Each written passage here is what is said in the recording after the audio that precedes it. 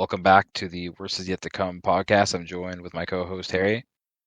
So, I think this is our fifth episode now, so we're going to be yeah. talking about a important event that shaped our world today. It's September 11th, which yesterday was the 22nd anniversary of 9/11 happening. Yep. So, it was, one of the worst acts of terrorism in modern history. So, Harry, let's get a little bit of background going about this event. Right. So, me and you, when we were preparing, we were saying to each other, like, how funny it is to just kind of like how funny it is to say to describe like what 9/11 is to people because like so many people already know. But for anyone who like doesn't know or they're younger and maybe they're, you know, afraid to ask or something like that, or someone who just maybe not knows everything.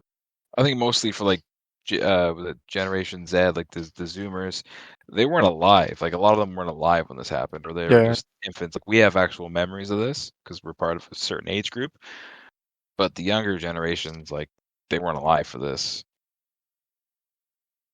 Yeah, so and then just frame of reference, I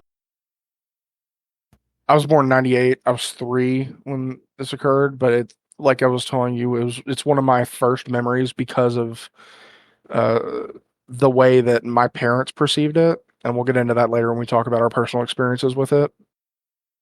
But so just background, me and Andrew are old. We did kind of go through this to some extent. We witnessed it to some extent.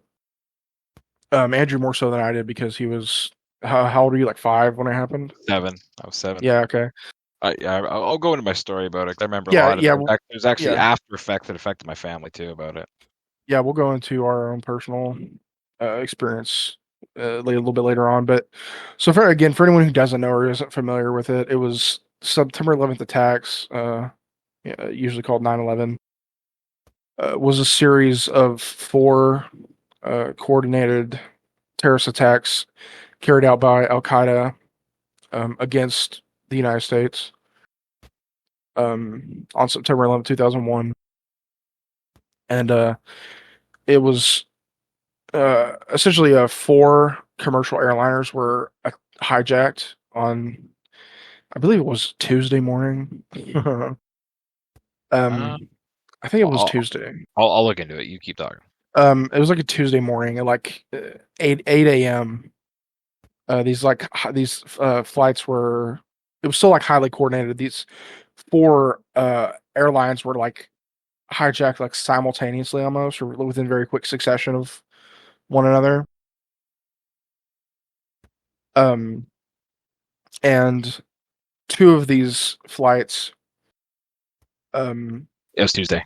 yeah, Tuesday. So right at like the same time, it's like simultaneously 4 commercial airliners were hijacked, sorry. And uh 2 of the uh airliners were flown into the World Trade Center. That's World Trade Centers 1 and 2. In New York City. And yeah, New York City. A third was flown into the Pentagon in Arlington County, Virginia. And the 4th plane, whose passengers had learned about the earlier attacks through the phone systems in the plane, uh, like through family members or loved ones and the authorities and that kind of thing. They, knew that this was kind of the 4th plane. And so those passengers, to kind of prevent their flight from being used as a weapon or, to try and save their own lives, the passengers of United 93 tried to fight back and regain control of the plane.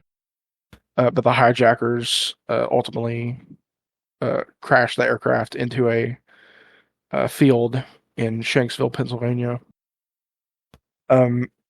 But the just the extent of those attacks on, like, immediately on the people directly affected by it is just it, it's like it's a level not seen before, like ever really. I mean, in terms of like in the modern era, terrorist attacks, it's just insane to the degree that these attacks were coordinated. Nothing had been this highly coordinated before, and uh, nothing had been this highly uh, had such a high casualty rate. Um, and so let's just kind of, as we get into like affecting it and everything like that, we're going to talk about the numbers of the casualties. So I guess the official death toll is 2,997. Sorry, 2,977 victims, and then 19 Al Qaeda terrorists. Um, but since these attacks, because of all of the dust and everything at the World Trade Center, when the World Trade Center like collapsed, um, I think it was 1,400 people since then have died from directly from that, like Yeah, from the smoke inhalation and things like that. there's that famous photo from 9/11 called the Dust Lady. I don't know if you've seen that Yeah, one. So I'm just trying to pull it up right now. Her name's Marcy Borders, and she worked at the Bank of America branch that was located in the North Tower. And a photographer from the Allegiance France Presse took a photo of her as she was coming out. It was an iconic photo, and she was 28 at the time. She came down from the 81st floor, and just got this photo of her just covered in just dust, which at that moment you're not thinking about it, but that is just all chemicals and like carcinogenics from like the building and all the yeah, construction materials used. So eventually this woman unfortunately died in 2014 of stomach cancer. And yeah, she like went deeply into debt. She didn't even get any chemotherapy. She couldn't afford to pay her prescription pills, and the cancer was triggered by the toxic dust that she was exposed to. And it's just really sad because it's just the after effects of this happening like years and years later. There's still people now that are suffering. It's just like Agent yeah, Orange in Vietnam. It's just people just years and years later just falling ill because of this kind of stuff. yeah. And the health effects of just all of that, just from people for that, not even people that were in the immediate area, but because I mean, you see that debris cloud, it went Yeah. miles. You know what I mean? Um, but so just to kind of get more of an extent of you know the tragedy, we wanted to cover um, our own experiences with that. Did you want to go first? Yeah. Um, so I was living out west in Saskatchewan, so Western Canada at the time, and that would have been so it happened around 8 in the morning, so it would probably be about 6 a.m. And I could remember, so because I was 7 years old, and I could remember, so my uncle apparently called my mom and told her like, "Hey, turn on the news." So my parents were getting the kids, me and my sister, ready for school. My dad was getting ready for work, and so we turned on the TV, and as we're all sitting around as a family, we saw the second plane hit the South Tower. I believe was the second one. I want to get that correct. Um, I think it was also. yeah, South Tower. Yeah, it was United Yeah. Airlines Flight 175. It hit the South Tower. And so, me being a 7-year-old kid, I was like, "Wow, what a cool movie!" And my dad was like, "No, this is real." And then it just like a if like a switch flipped in my brain. I was like, "Wow, this is terrible." And then I remember my dad saying something about like, "Yeah, we're gonna, there's gonna be a war," like right away. Is the first thing he said. Jesus. And anyway, so um, like I said, my father was a RCMP officer for 35 years. So an after effect because of this was as soon as this happened, the RCMP and the Canadian government was concerned about, more terrorist attacks happening, especially in Canada, like downtown and Parliament. So they put out a request for RCMP officers to come to Ottawa for extra protection in case of terrorist attacks. So in November, they're calling for members. By December, my dad was voluntold he was going because he was bilingual. And then so we spent from December to April, so December of 2021 to April of 2022, like sent away from Saskatchewan over to Ottawa, just working on Parliament Hill, watching out for terrorists, all that kind of stuff, extra security, beefing up security. And as a kid, I was like, oh wow, my dad's gone for like 5 months, 6 months. Like this ain't fun. So yeah, that was kind of what happened. I remember it, and that's kind of the after effects. I mean, nothing is crazy, affected me, but I'm saying that as a little 7-year-old kid, my dad was gone for a bit because of it. Yeah, and like that's just crazy. Like, so like not like that's like an actual like tragic side effect of it, but like Well, it just it just like, goes to show, yeah, like it just goes to show like this thing happened in New York City, and you in Saskatchewan and Canada were affected. Like even if like tertiary way, like by that's like your dad had to get like temporarily stationed in like capital. yeah, like that's crazy. What about you? Remember, you were telling me this is one of your earliest moments you remember. Yeah, so the reason it's one of the earliest moments is I think it was like a shock to my system because my mom is always been a very like kind of emotional person, and my dad was at work and I was watching like when you're a kid you'd like eating your like cereal and like watching your morning cartoons, you know what I mean? Yeah. And like your mom's messing around the house, doing something. So I was watching like cartoons, and it was kind of the same with you. It was the tail end of just before the second plane hit. So the second plane. So I was watching like cartoons, and my dad was at work and called my mom and said, "Hey, turn on the TV."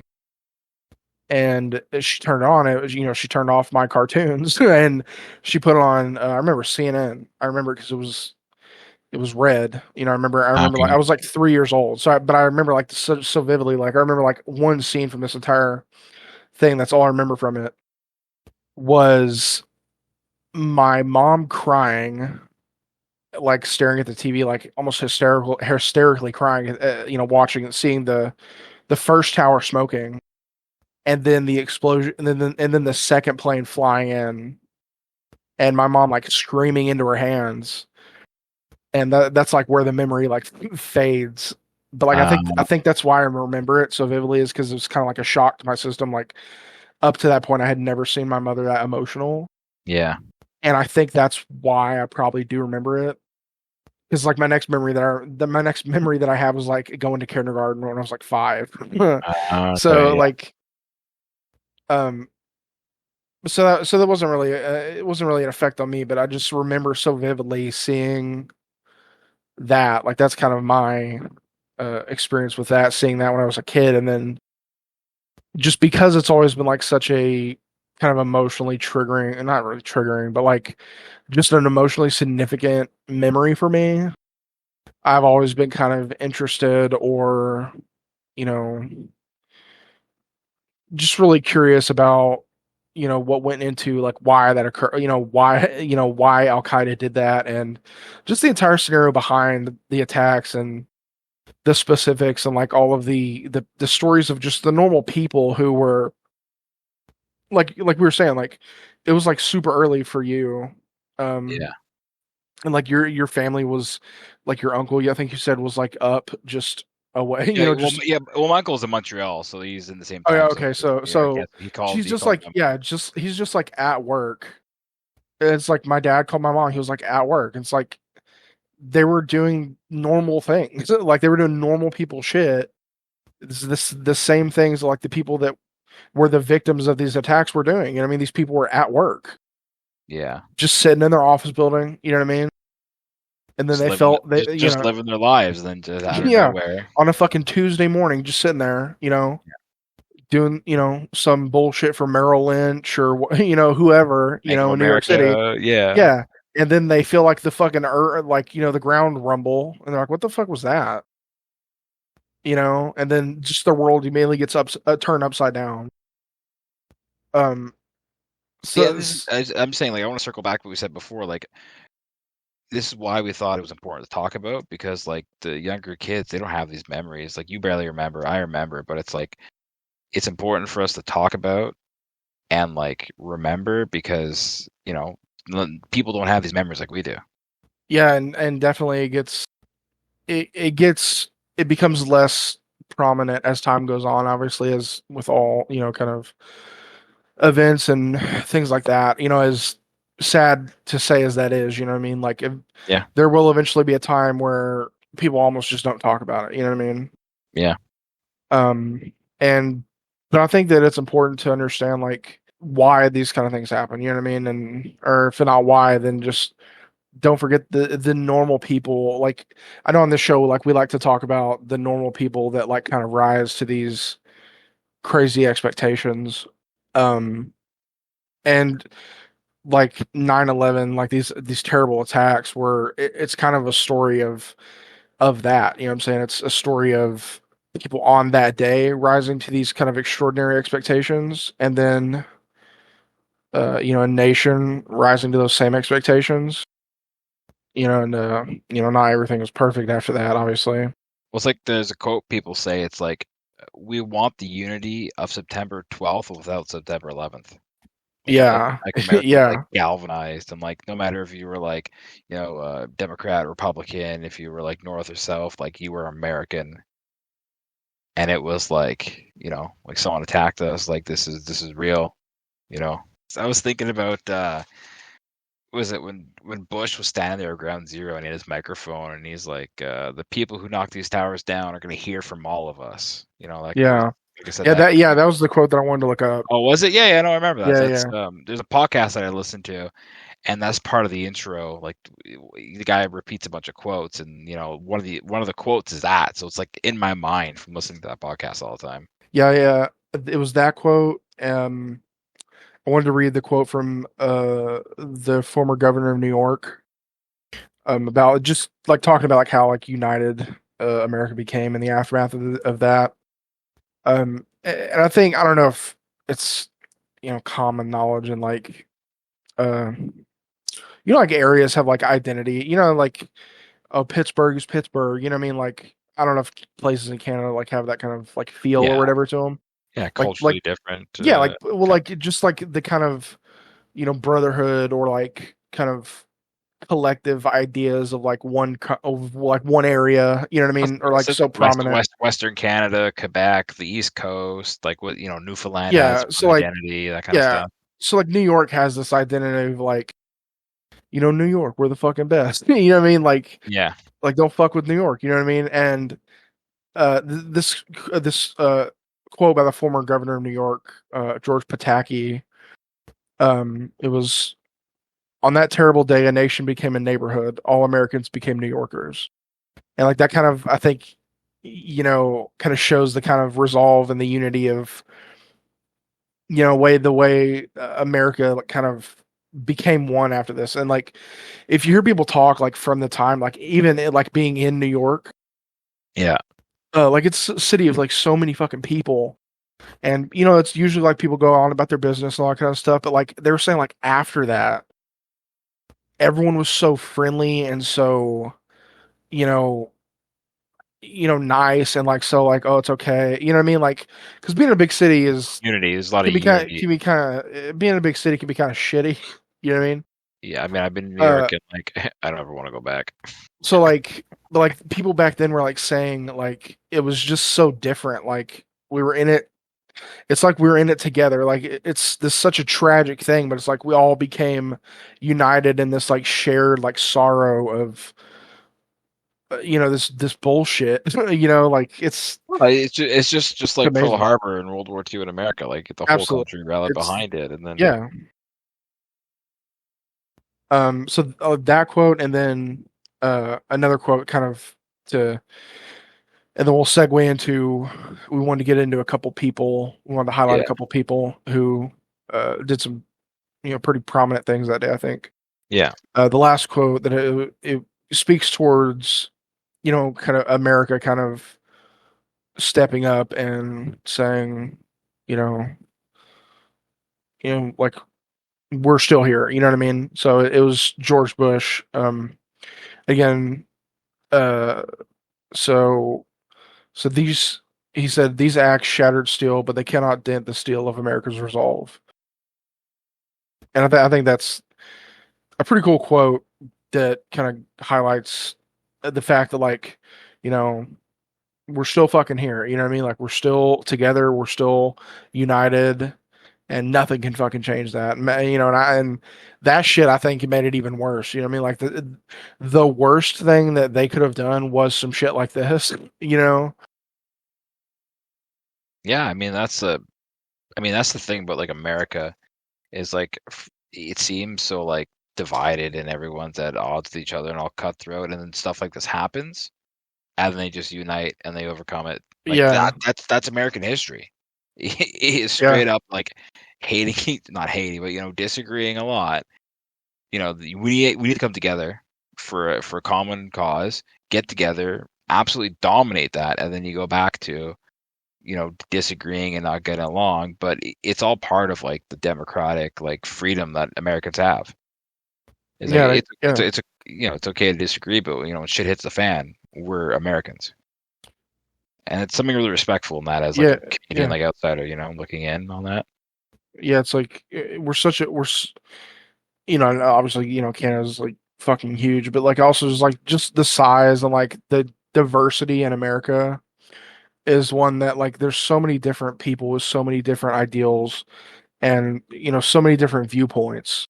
Hmm. But it always is something tragic like Pearl Harbor, like 9/11, that makes the American people be like, all right, let's chill the fuck out for a second. What do we need to do to take care of this shit? Yeah.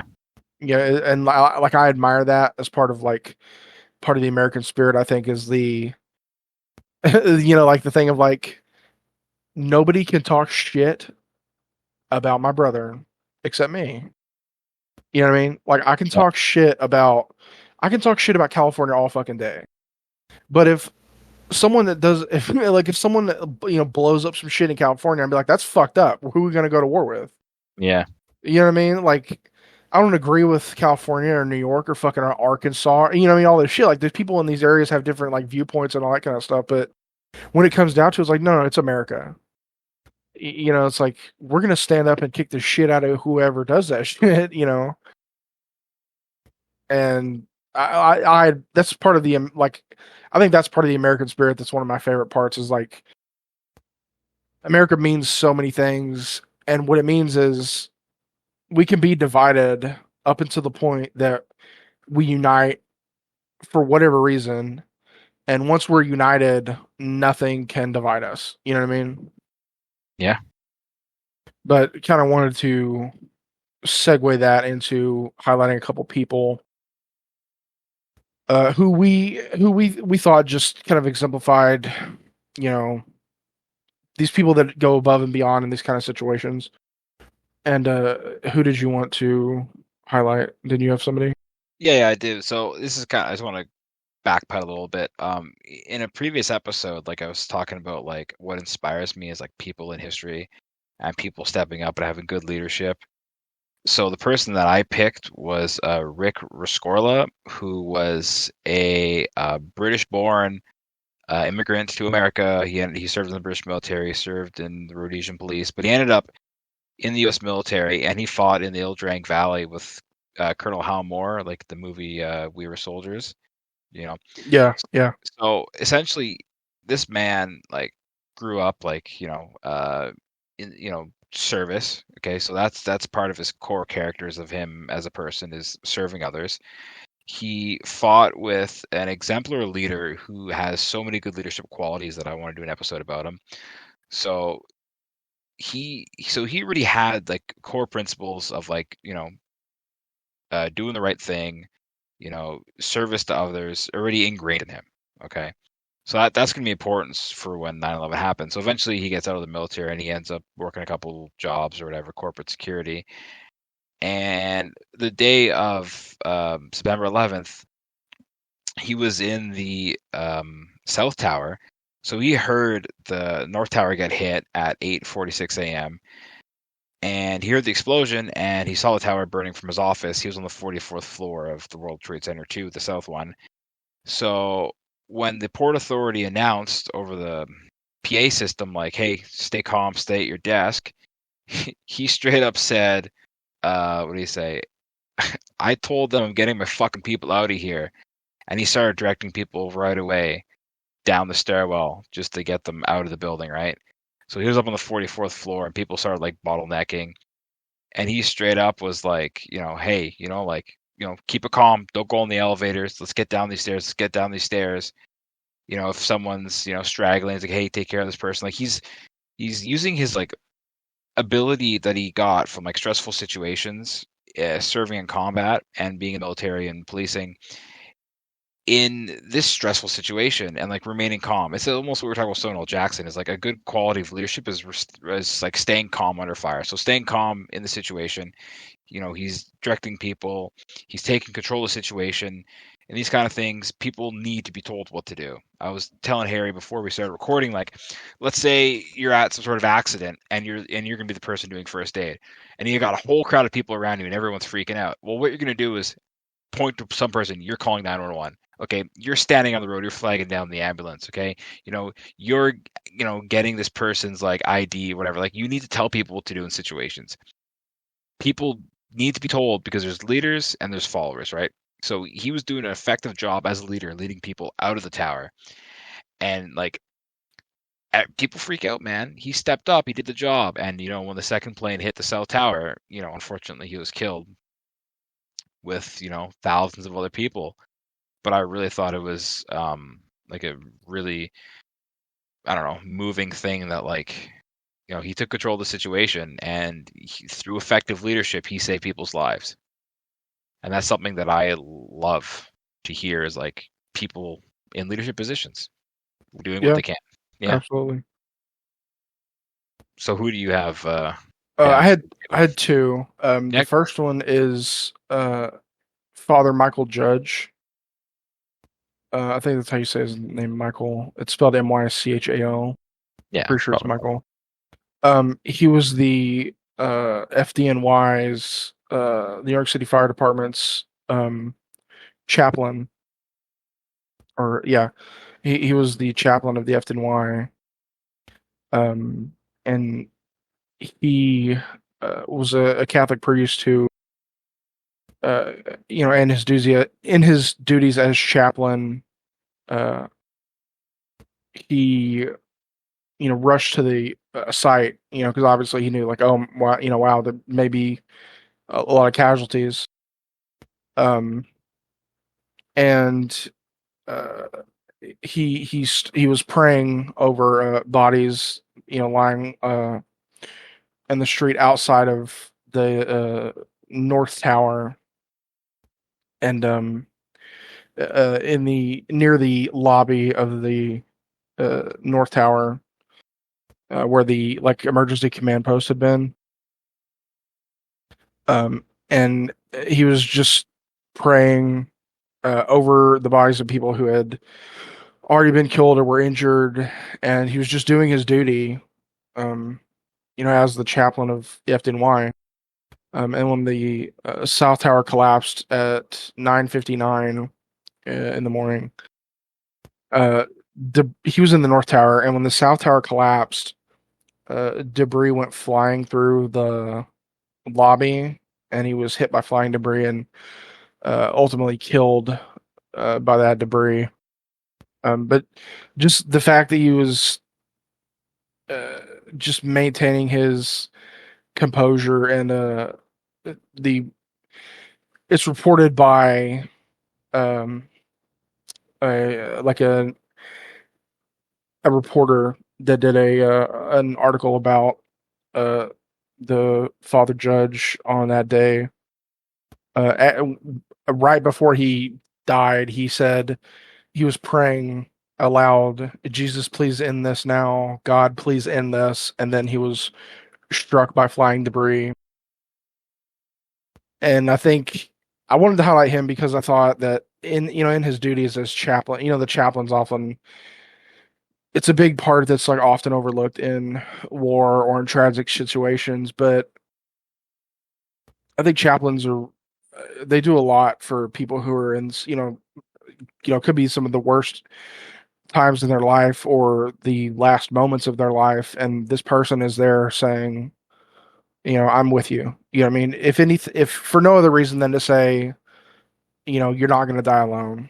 And I think so. I think that's a very noble job that like chaplains do, and that I wanted to highlight that because I felt like he was doing his job. He was praying over people that had been injured or praying over people that had passed away already. And when he too got killed, so I wanted to highlight that, or I wanted to highlight him because I Like thought, he wasn't just doing his job for like the city, yeah, firefighter. He was doing his job for the Lord, right?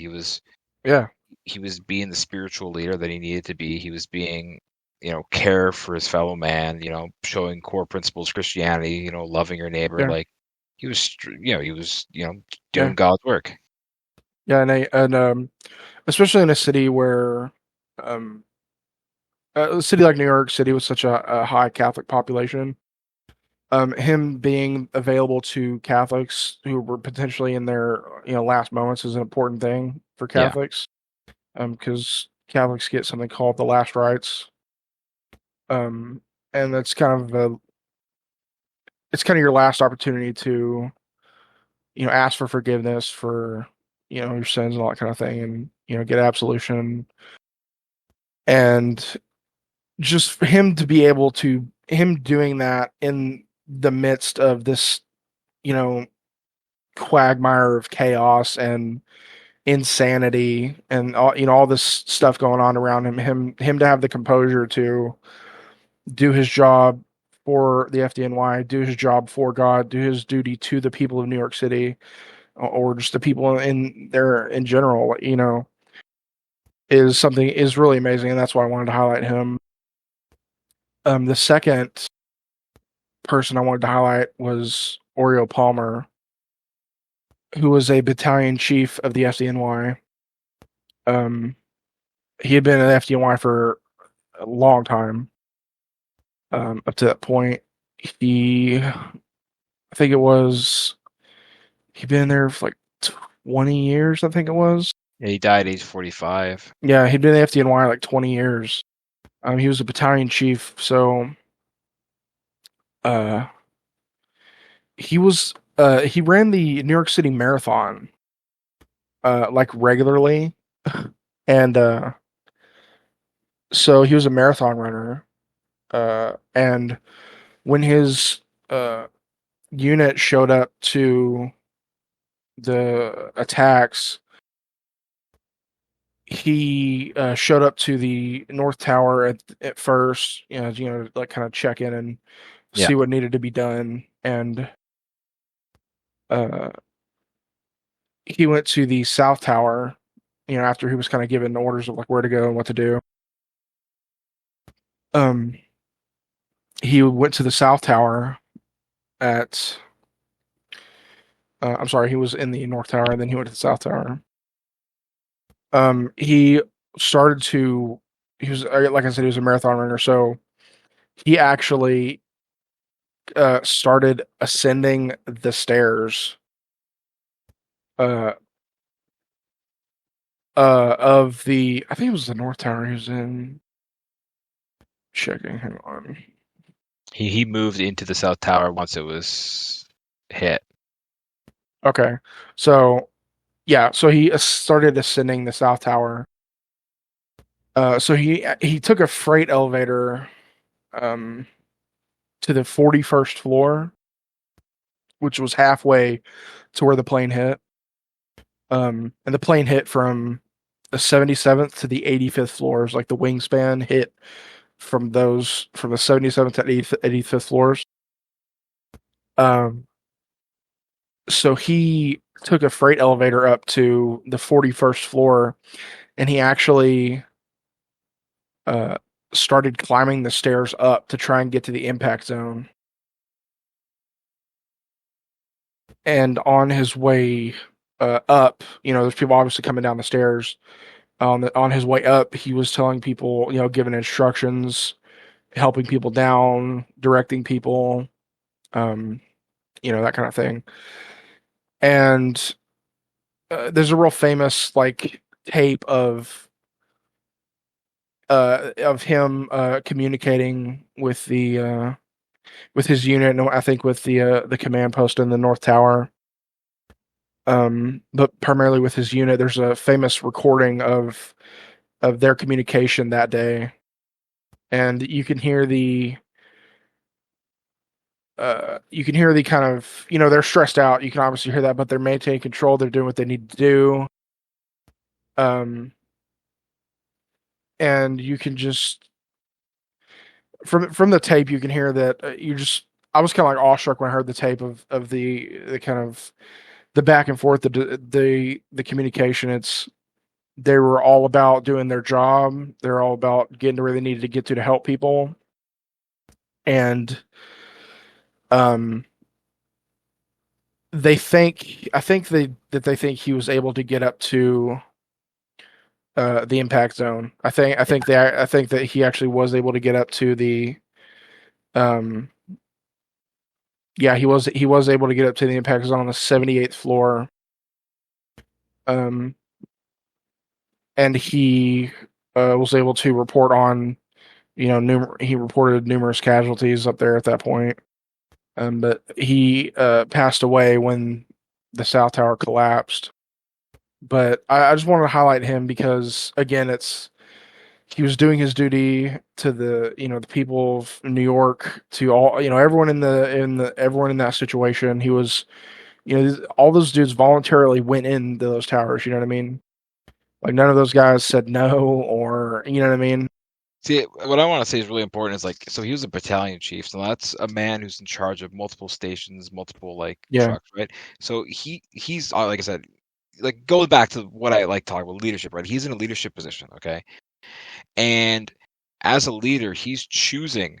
He doesn't have to go in there. He could sit back in the command post and tell people where to go and what they're doing, but no, he seizes, like, the initiative to go up by himself and like see what's going on. And like, do you think his men, like, it's inspiring for his men? Like, his men are like, hey, if the battalion chief is running up these stairs, I need to go in. Like, yeah, that's an important concept of leadership, is like, you don't lead from the back, you lead from the front. So he's setting an example for his men. He's getting in there and communicating, like, in any situation, like I said, the fire, war, like policing, communication is really important. Everyone needs to know what's going on. So like, he's relaying important information back. He's leading his men through example, and he's doing something extremely dangerous and brave, and physically demanding too. So like, he just sets the bar so high for like bravery and dedication. absolutely. And the people that we mentioned are only we we A couple out of yeah, hundreds, maybe yeah, thousands of people that yeah. that acted in like extreme circumstances with like bravery that like we can't even comprehend. Like, I've never been in any situation where I need to, It's like bust. life or death. You know what I Yeah, mean? yeah, no, like, it's unbelievable for me. Like, and like, as I was saying earlier, like, these are the kind of people that inspire me. Like, do you Yeah, think I want to sit around and be a piece of shit? No, because people like this are out there giving their lives doing crazy things. Like, you have to, respect this shit and like, be inspired by it. And if you don't, like, you're worthless. and I think it was Jocko Willink's podcast. Who I don't watch his podcast, but I watch like the shorts I'm a on like huge Jocko YouTube fan. or whatever. I've listened to every episode. He like I think it was his show where he was talking about, it was maybe him. I think it might have been a guest who was talking about how, like, whenever he like kind of felt down about all the shit he's seen, and like, just like not feeling good, it's like he would remember the people that he would remember his friends that like died in like Afghanistan, or Iraq. Iraq. He was in Iraq. Yeah. Okay, Yeah. I think it was. Yes. I think it was a guest on his show that talked about Okay. that. Yeah. Well, I mean, Jocko But he always would talks talk about that. about this guy was talking about how he was like, whenever I was feeling down or whenever I was down in the dumps or like that I don't want to do anything that day, I would always think about like, what about this guy? He can't ever do that shit again. Yeah. His family, his kids are never gonna see him do that shit again. They're never gonna do anything with him ever again. So when I like am feeling down or while I don't do anything, this guy was saying he thinks about those people and how they're never going to be able to do that again, and how their families are never going to be able to see them do that again or experience anything with them again, and that's what motivates him to go out and like do shit. Like, What I'm saying, like on our level, right? Like we're not these like experienced operator guys. Like on our level, it's like I listen to podcasts, and I'm at the gym, and it's like I hear someone talking about this kind of stuff. I'm like, I'm gonna run that extra like kilometer on the treadmill. I'm gonna throw an extra couple pounds on the bench, and I'm gonna bench more weight. It's like there's people out there that have done crazy more things. So like, why can't yeah, I be inspired to do more? yeah, and again, the people we mentioned are it's three people of just so many people in that situation whose stories we wouldn't even hear about. You know what I mean? Like I'm sure there was like people that were in those situations that were helping people down that we just never knew about And we won't hear about because because it's yeah, lost. yeah. And I was talking about the FDNY, the R.O. Palmer and Father Judge with the FDNY. 343 members of the FDNY died on those attacks, and like that, that's one number that's like always like stuck with me. It's like that's bigger than most like fire departments, I Yeah. think. You know what I mean? Like, I and mean, like for example, the New York City police have more people than the Canadian military. So like the numbers in New York, like these are institutions, staggering. Yeah, yeah, it's yeah, they're staggering. Like like NYPD has I think 35,000 cops. they have like I think 60,000 or something, don't they? I don't know. Anyway, sorry. We'll check. We'll check. Yeah, I'm looking it up right now. Well, so the FDNY now They have has 50,676 employees. Jesus. How many I are know. uniformed cops? 35,000 sworn police There we go. officers. So, and the FDNY, I'll look them up. I'm checking the most recent year, but whatever. So uniformed fire and EMS personnel. So EMS is like paramedics and stuff, I think. Yeah. So that's 15,000 Yeah. right now. But like still like so like it's the size of the department is like staggering. You know what I mean? It's like unfathomable to But people. Like 300 people is like the full that's yeah. so many people. Like that's a shit ton of people. Like if you've ever been in a room and like be like, damn, that's 500 people. Like a couple hundred down from that. Like that's a shit ton of people. Yeah. And like for each, it's like it's New York City, right? Those dudes are firefighters. Like, not I'm not trying to be funny or nothing, but like those dudes probably a good percentage of them, it's firefighters, dude. Like, Yeah. most of them not single, probably. Most of them had wives. Most of them had families. Yeah. Like, and just think about like the toll those families, you look at the numbers of like the casualties and all that, but like that doesn't speak to It's like a spider web. yeah, literally. The wife, the It kids, it branches out. Yeah, yeah. That guy's brother. You know what I mean? That guy's father. You know what I mean? Yeah. There was I forget who it was. I forget what the name of the guy, but he was a famous I think a lieutenant in the FDNY or something.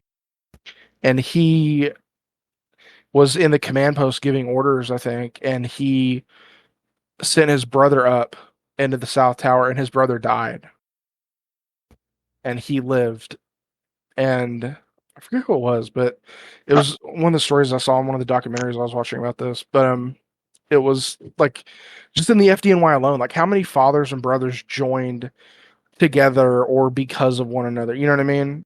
Oh, I was watching completely unrelated, but there's a documentary about the FDNY, the NYPD's annual hockey game. And Yeah. like a lot of these guys, yeah, there's like brothers and fathers, like generations of family that join these, services. It's to the point of, I think in the FDNY, I think if like if you're in the FDNY and like you have a son or daughter and they come in behind you, I think if you retire or God forbid, knock on wood, like die in the line of duty, I think your child gets your like badge number. Okay. Yeah, I think maybe I think maybe the NYPD has the same thing. I'm not sure. But yeah, just like the toll, like the numbers is staggering. Like the casualties is staggering. It's always staggering in those situations, but it's more so the story behind each of those people that affected each and every one of those people. You know what I mean? I just want to circle back to Michael Judge. Um, so apparently he was made a saint by the Catholic Church in America. So he's Saint Michael Judge or Saint Michael the Martyr.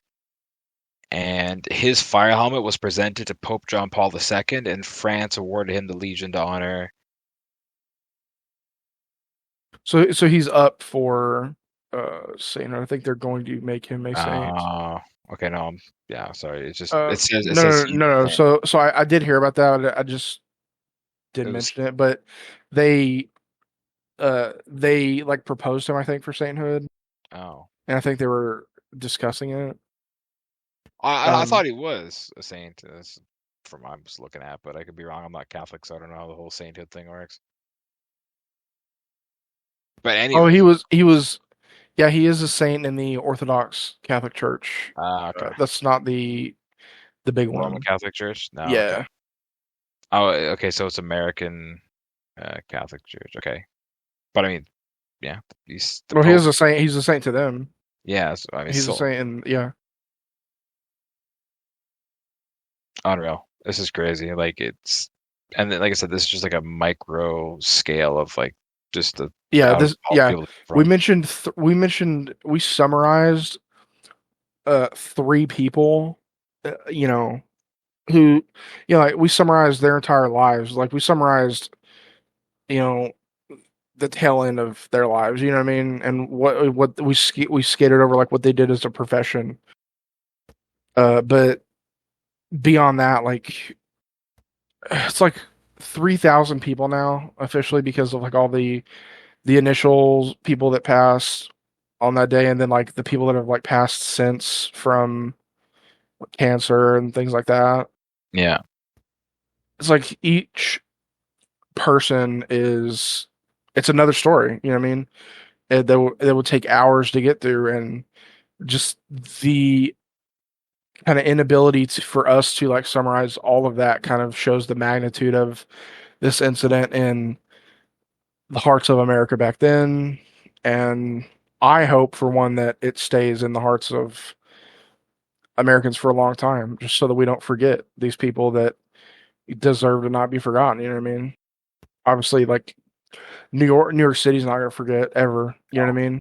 but But it's possible for the rest of America to forget. yeah, or it's easier for them to forget. You know what I mean? Easier, yeah. But yeah. Um, and that being said, we want to just kind of encourage everyone to, think about, this incident and that kind of thing, and just take a moment to remember everyone who passed that day, and just don't forget it, because it does affect it affects more than people think. I feel like most people wouldn't have to look too hard to find how it affects them, but I think with that we'll probably close out. Did you have anything else to add? I mean, you pretty much, summed it up right there. It's crucial that we remember the importance of like unity, compassion to our fellow man, and resilience in the face of adversity. So Yeah. those are some really good things to keep in mind. And I mean, with that, man, I think that's summarize it. I mean, there's a little bit more that went on, but we just wanted to just talk about some really inspiring people to us. So thanks for listening, and we really appreciate it.